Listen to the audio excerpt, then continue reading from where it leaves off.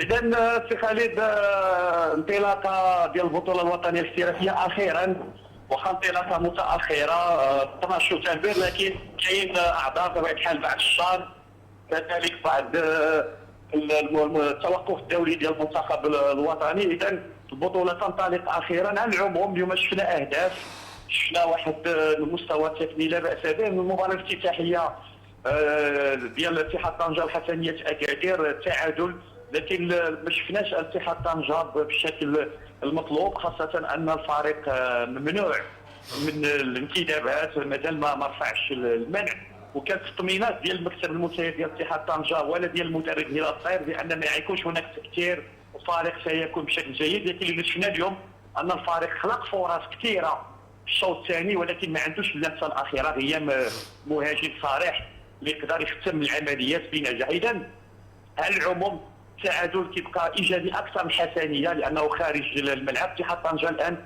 مطالب يوم الاثنين، لان ما عندوش الان وقت راحه كثير، يلعب يوم الاثنين امام اولمبيك اسفي، وبالتالي اليوم الجمهور الطنجاوي خرج نوعا ما مستاء، لان كيقول بان الاداء وغياب الانتدابات ربما يقدر يخلق مشكل، لكن المكتب والمدرب كيقولوا غيكون هي الخير.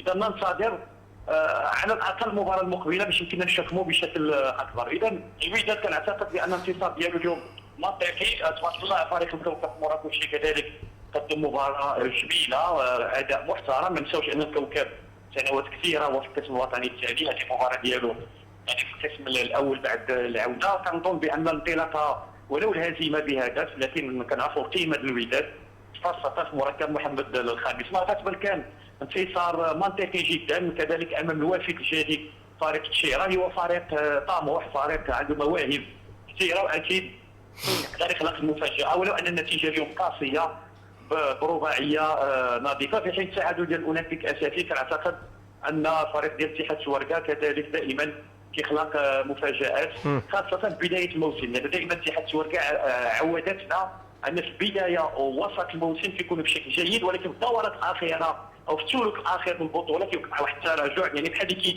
يعني كيضمنوا المانتيان، يعني كيبقاو كيجاريوا المباراه بضغط اقل. خالد، شكرا سي محسن على التوطئه ديالك بالنسبه والراي ديالك في المقابلات اللي كانوا اليوم، ومشكور